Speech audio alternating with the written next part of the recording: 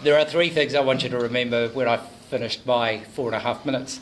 221 by 2021, that's the first one. 221 by 2021. The second is 30 by 36. And the third is 1 for 1. I'm an accountant by profession, so numbers don't worry me, but I'll come to all of those in just a second. So 221 by 2021. The idea there is for the club, our vision and strategy for membership is to get the club to 221 members by the year of our centenary, 2021. 221 by 2021. And the whole idea of that target is really about our sustainability as a club, both financially and sort of demographically in a sense. The idea is that for us as a club to be truly sustainable financially, we need a larger number of members. And secondly, in order for us as a club to reflect the community of which we are part, to build on what we have here, to create greater diversity, we need to grow the club with new members that reflect that diversity of our community. So what we've done is we've set that target, and the challenge really is for all of us to be attracting new members into the club every year. Right now as a club we sit with 147 members. It's some way off that 221 target. Last year we recruited 21 new members in and we lost 16. So we had a net growth of 5 last year. For us to make 221, we really need to be targeting about 30 new members each year. So that's 30 by 30 June next year. 30 by 36. 30 new members is really what we need to be looking at in order to sustain the turnover in the club and to get that growth.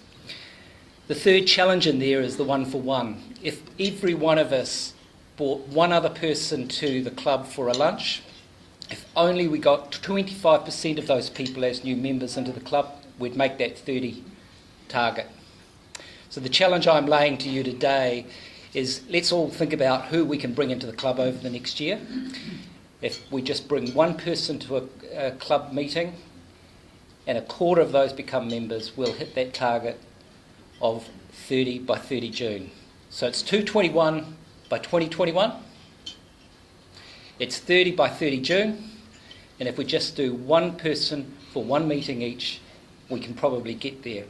Let me just talk about how the membership committee is going to support the club to do that. I think of the membership committee a bit like the HR team in an organisation. We're going to provide the sort of professional support to all of us in pursuit of those objectives. And so each member of the committee has been assigned some responsibilities to help manage that process and the life cycle of membership.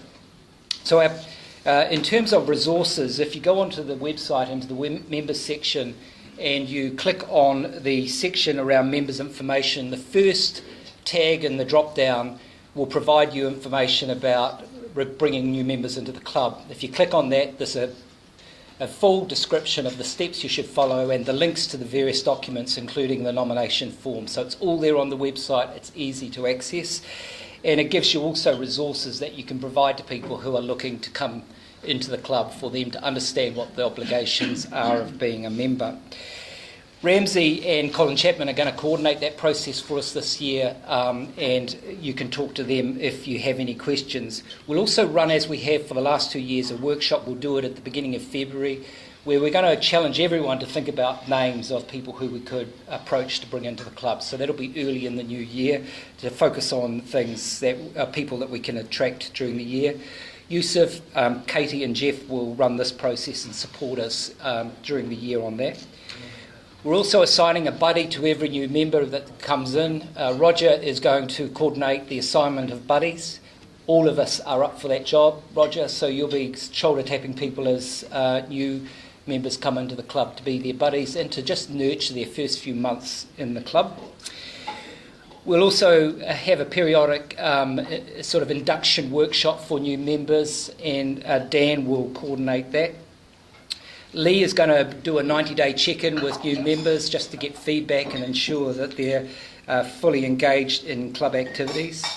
And last year, Peter Cornish ran a survey and a couple of focus groups with members just to get a sense of how it is for all of us in terms of our satisfaction and engagement. Peter's going to keep an eye on that during the course of the year for us as well. And then when someone leaves the club, we want to get feedback about what the experience is so we can learn from that.